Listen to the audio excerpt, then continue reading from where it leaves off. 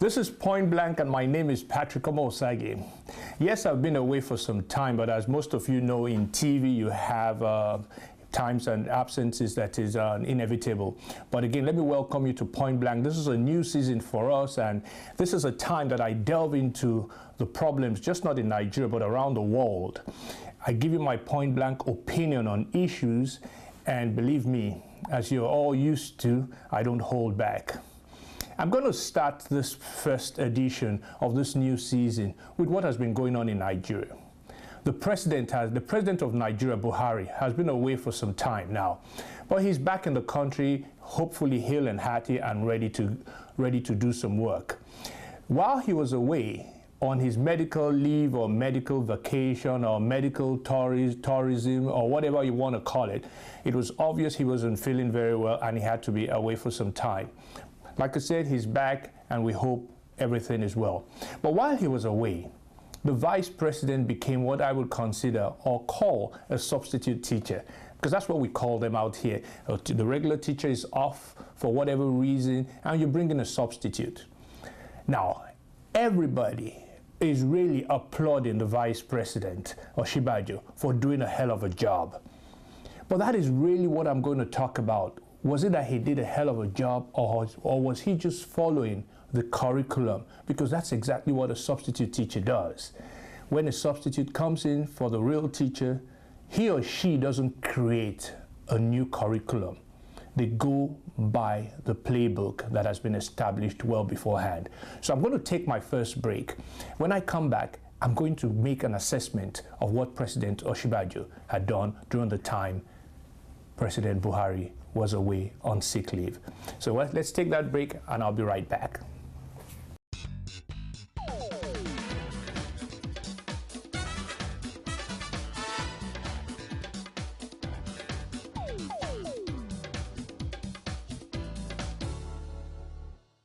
Welcome back. You're watching Point Blank. Remember, you can get in touch with me on my Twitter handle, which is PG Osagi. Or you can watch this live or at any time by going to the website of this program and of this TV station, which is www.mbclivetv.com. So anytime, get in touch with us through my Twitter handle and through the website and make your comments. Look, I said I was going to look and assess or grade Professor Osinbajo on how he handled the country while the president was away. Now, what did we really see? We saw a president or an acting president that was active. He traveled around the country. He opened up things. He did new things, but really nothing unusual.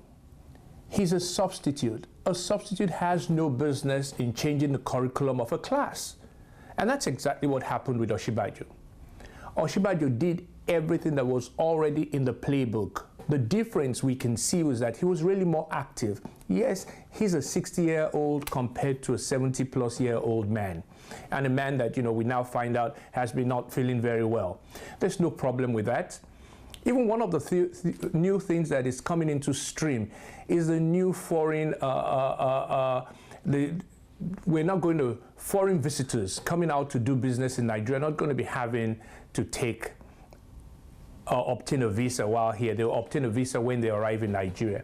This is one of the things actually Professor Osinbajo made known to us when he visited us here in Houston late last year. So there's really nothing unusual in what Osinbajo, he's done very well. He actually shows, and that's why you pick a vice president or an assistant that can replace you very well. Osinbajo replaced President Buhari very, very well in his absence. So let me move on away from that, because I know that's been the talk of the town. Those that hate Buhari says, let Osinbajo continue. Those that like Buhari says, look, Osinbajo did a great job. That shows you that Buhari picked the right person as his assistant. Either way, Osinbajo was just doing what he was supposed to do. It's not a big deal. Let's move on. Now, one of the things that also happened when the president was away was really the real high jump of the naira and dollar. The dollar was selling at well over 520 naira to 1 during that period, or for most of that period. And just before he returned, something happened. The money just came down. It is now selling for about 460 in the open market, which is the black market, and the government is still around the 320 what they call the interbank exchange rate, which is fine. It is nice to do that. But what is the reason for that? All economists will tell you, financial people will tell you, the reason the dollar and naira have this, fight all the time is that one is short. The dollar is short in the Nigerian economy, and that's why it's that expensive. Now, what did the CBN do? Or what did Osinbajo do in the absence of Buhari? Was to increase the money that is being sold in the public arena. And that dropped the money. Now, is it a great policy? Of course it is. Anytime we have enough dollar to sell to those that demand it, the price will come down. And that's exactly what has happened. But am I really in support of that? Yes, I am. And no, I'm not. No, for the simple reason that what we see that people have to buy the dollar for is something that we can't sustain. School fees, BTAs, medical tourism, just like the president just did. We cannot continue to use our hard-earned dollars to sustain people's basic travel allowance. People want to go on holiday. What has that got to do with me having to pay or subsidize that money? People want to pay their children's school fees. What is my business in that? Pay at a prevailing rate. If it's a black market rate, we shouldn't use such money that we find so hard to get, the dollar that we find so hard to get, subsidize it for a few people. How many people travel in Nigeria? How many people have their kids in school abroad? Why should we be the ones to subsidize that? And that is bad for our economy. I'm going to explain that when I come back. So I'll take another quick break. And when I come back, I'm going to explain the faults that you get in having this kind of a policy. So stay tuned, and I'll be right back.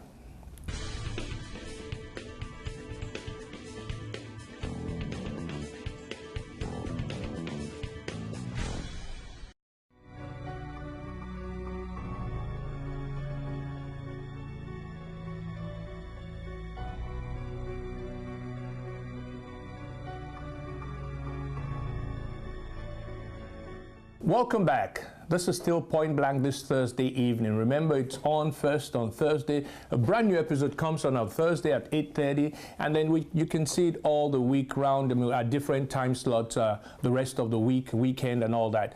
But listen to us. It's Point Blank. Watch us. It's Point Blank. Get in touch with us. Tell us what you feel. Make comments to some of the things I discuss on this program. Yeah, we really love to hear from you. So let me go back to the issue of the foreign exchange policy, or the drop of the price of the dollar in the Nigerian market. And why I said, yes, I like the fact that there's a lot more dollar to be sold, but we're selling it to the wrong people. Now, I can almost guarantee you that 70 to 80% of Nigerians that have kids studying abroad had those children abroad. They carry a foreign passport.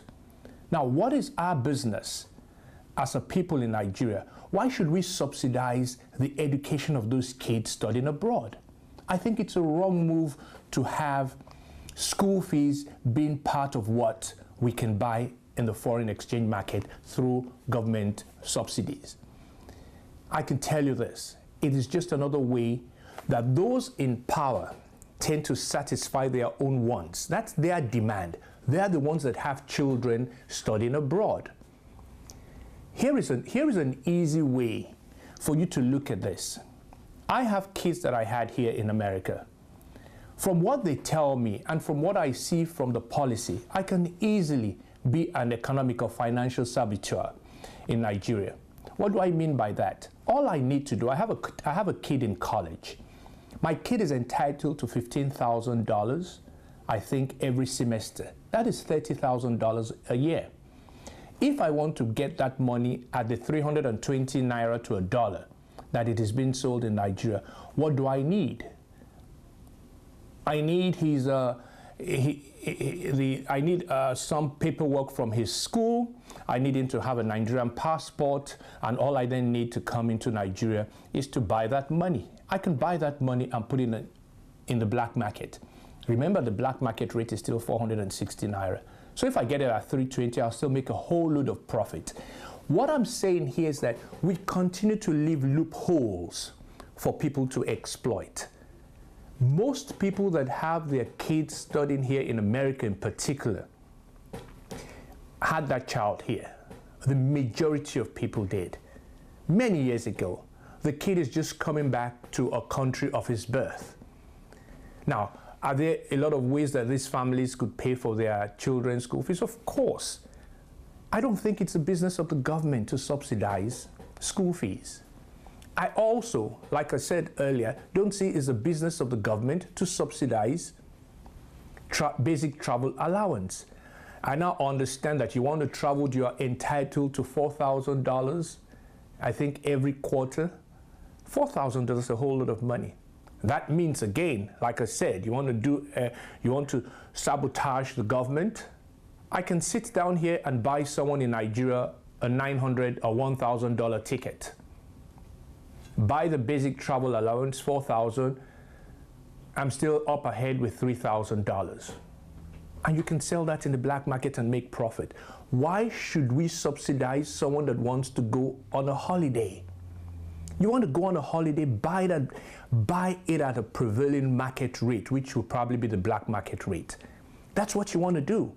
We should stop doing things like this. I happen to carry, and I happen to carry a Canadian passport and a Nigerian passport, and I live in America. At no time when I want to travel do I have to buy foreign exchange at a cheaper or prevailing rate. If I want to go to Europe and I need euros, I go to my bank and I buy it at the market rate on that day. It's as simple as that. They don't tell me that because I'm going on holidays, I'm going to get it cheaper. There are times we decide not to travel because it doesn't pay us to go buy euros or the British pound at such a high rate when you have a weak dollar. That just happens to be what's going on. When the dollar is also strong, we love to travel because it's favorable to us. Market forces should determine what we do with the currency in Nigeria. We'll continue to have this problem. I believe this is just a temporary thing. The dollar is still going to soar. It's still going to move. The naira is still going to get weakened because we're never going to have enough dollars, especially when we open up an area that people can cheat in. And those areas are basic travel allowance, school fees, and medical tourism. I think it is wrong. We shouldn't subsidize those things. Subsidize the industries, subsidize the major industries, electrical power, the things that we could subsidize because the people generally need it. But school fees, what's the percentage of Nigerians that have children abroad schooling? It's not fair, it's not right, and it's not good economics. I'll take a quick break. When I come back, I'm going to talk about something that's between Nigeria and America. I'm going to talk about the new immigration issues that all of a sudden is bubbling up in the American society and in the Nigerian society. So we'll take a quick break and I'll be right back.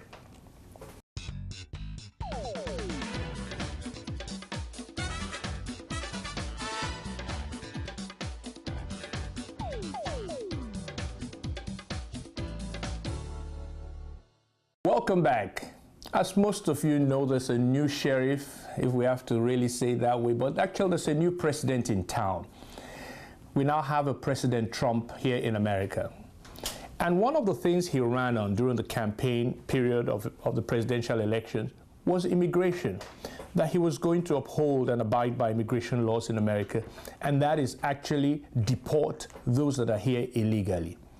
Now, that has cost an awful, even during the campaign, it cost an awful lot of issues. People debated it here and there. But you know what? People voted for him, maybe because of that. I don't know.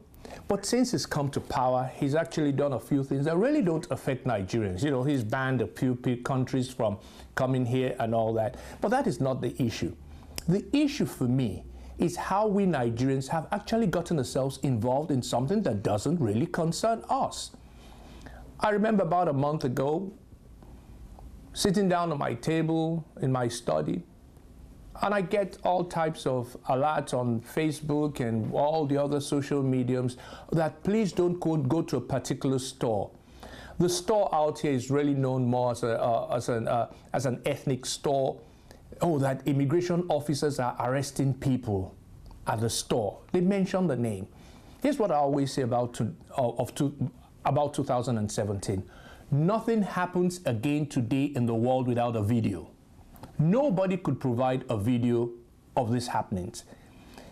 But what makes it worse? This unnecessary fright that people are getting into about America's immigration policy is really unnecessary. I mean, people talk about, oh, you're coming into the country with a valid visa and they might stop you and ask you silly questions. We heard about a computer scientist that they said was given a formula to solve and all that. Look, 4 years ago, I've gone through the same thing. My name is Patrick, almost, I guess most of you know. My middle name is Jude. So my full name is Patrick Jude Omosage. That's what's on my passport. I'm coming in through Detroit. And for whatever reason, I was stopped for 2-3 hours. And one of the questions they asked me kind of baffled me. Why is your name Patrick? I jokingly said, hey, I was born on St. Patrick's Day, which is true. But really, the question they were asking is that it was a little bit unusual for a Nigerian to have 2 English names. Most people would have Patrick, maybe then Abimbola Omosage. There was always an ethnic name in between when we have an English name. And mine was a little bit unusual. That was a question they were asking me. It had nothing to do with an immigration policy. The individual just noted that most people, most Nigerians that carry an English name, somewhere in their biography, they do have a native name. And that was really the simple question. I didn't take offense to it. What I took offense to was that they held me up for 3 hours. Maybe for my name, I don't know. But really, it's their country. But I was let go. It wasn't a big deal. I moved on.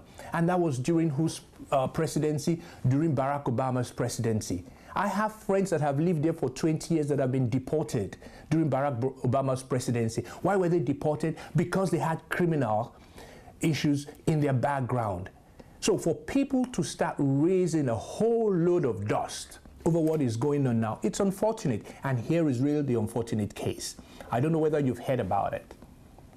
2 young Ghanaian men today have lost their entire 10 fingers. What happened?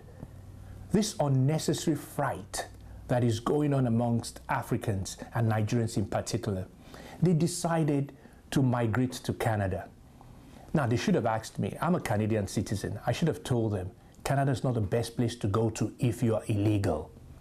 But they tried it.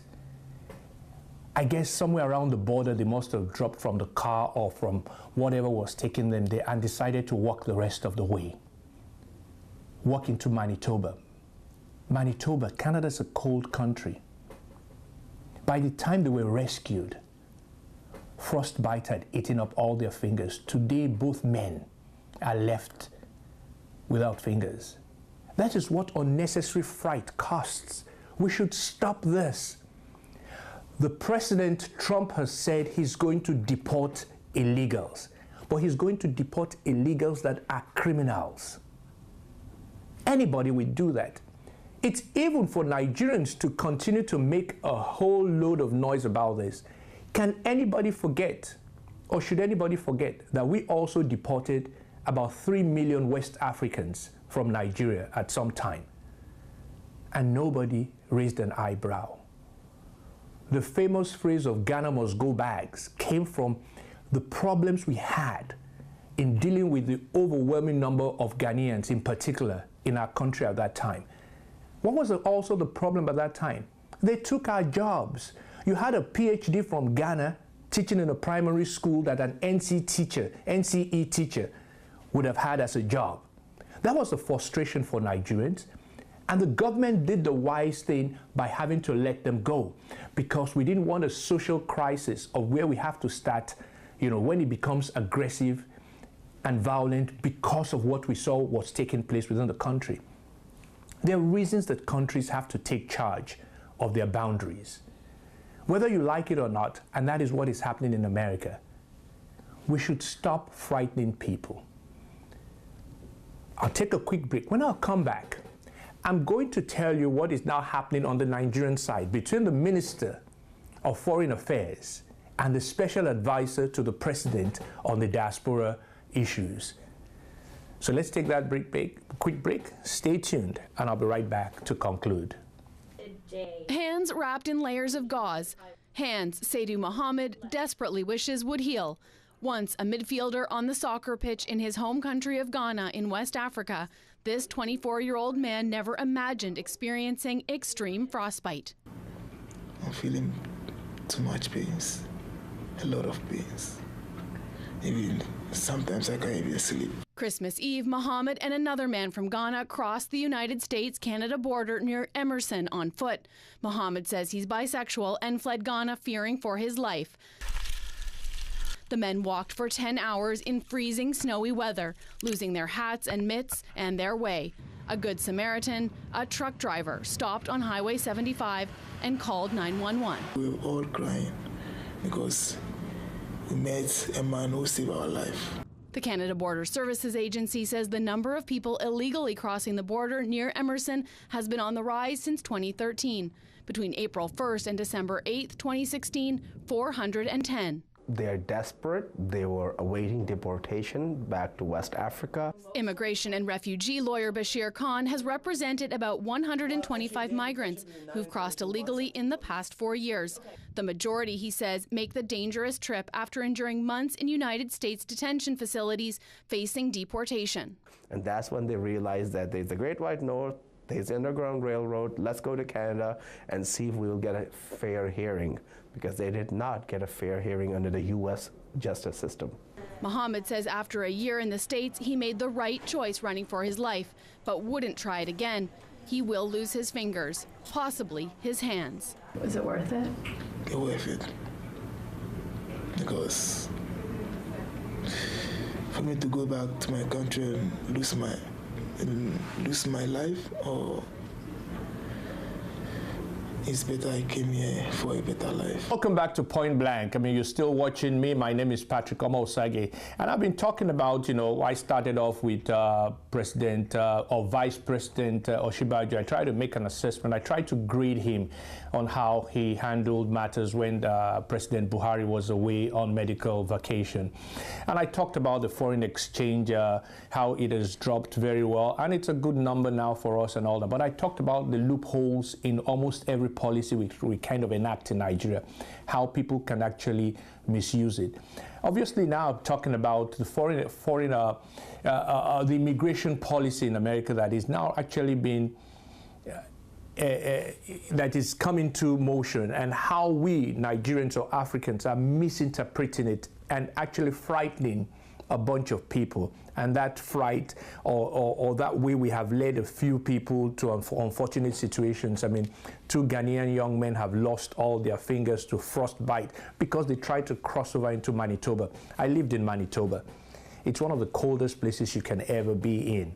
I mean, and when they tell you about the weather in Manitoba during the winter, one of the things they always add to you is tell you how many seconds it will take before you're frostbitten.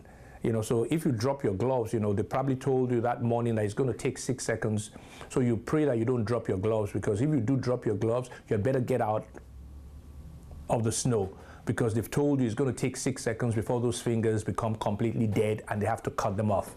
Look, so I've lived there. I know it. And that's the fright that led this young man into that position. We should stop it. Look, if you're a criminal, at some time, the American government, whether it was Obama, Bush, or now Trump, they will get to you. That's the American system. Those of us that have lived here long enough know that at some time, if you're doing the wrong thing, the American government will get to you. They just have too many people to get to, but at some time they'll get to you. But let me finish off with this, because there's some kind of brouhaha going on in Nigeria, really over this issue. You have the foreign minister, Minister of Foreign Affairs, actually challenging or disagreeing with the special advisor on diaspora, the special advisor to the president on the diaspora issues, kind of disagreeing. They're at different odds on this issue. Miss Abike Dabiri Erewa, I think that's her name, her full name now, has said that, you know, Nigerians that have even legitimate visas, or not legitimate, that have visas to visit America, should kind of postpone it if it's not absolutely necessary for them to come, because there have been cases of Nigerians that have come in and have been thrown back because of no reason. And look, that is hard to believe. I've been someone that has had to deal with visa issues, or, you know, or immigration issues and all that, and I always know there's a reason. You might not like the reason, but there's always a reason for them to either refuse you, or in this case, deport you. Now, then again, the minister says there's nothing like that, that she has no business really wading into something that's none of her business, that the Nigerian embassies in America, or the different stations, New York, Washington, D.C., and I believe Atlanta, have not made any report to the ministry that there are problems. So we had this issue. But why are both sides at loggerheads? America is trying to enact and enforce its own rules. If we don't like it, don't show up. If you get a visa and you want to come to America, come to America. Most people that do are grown-ups. They can make personal decisions. I don't think it's the business of a special advisor to start telling Nigerians what to do. I also don't think that the minister in charge of foreign affairs should go on record and say it hasn't happened if, as some people are saying, that it has definitely happened to someone they know. I'm not going to now query people about whether they're lying or telling the truth. But one thing I always say, and I know this not as a fact, but most people always try to tell stories that favor their side of the argument. And that is where Nigerians really, really, you know, we play with these things, you know. For people to want to say that what is happening in America is so bad, they start telling you stories that tries to support that is very bad. Because we know one story that was later debunked. Some pastor went on a Sunday rant about how his cousin or something was deported because she came by one of the airlines coming out of Qatar or something like that. That was the simple reason why she was deported. It never made sense that they would deport you for that reason, because you came through an Arab country or an Arab airline. But that was his message to his people on a Sunday in church. For people to later say that it was absolute nonsense, it was a fabricated story, we should stop that. We shouldn't get involved in stories that really don't concern us. If you're legitimate in America, you don't have a problem. Even if you're illegally here and you haven't committed any crime, you probably don't have a problem. But I'm not to say that. It's not my business to say that. All I'm saying is that let's not get involved in things that really would put other people in trouble. Those two young Ghanaian men that have lost their fingers would ever regret that they listened to people that frightened them out of the country they've lived in for several years already and try to cross into another country. It's really one of the most difficult countries in the world to live in illegally. I am a Canadian citizen, and I know that it is tough to live in Canada illegally. But who am I to say much? But these have been my point-blank views on these issues. So we're back. We're going to roll for 13 straight weeks, which is what is considered a season in TV. We're going to have 13 straight weeks of this program before we take another break. But I'll take another break now, and I'll be back next week. Thank you very much. Thanks for watching. Bye.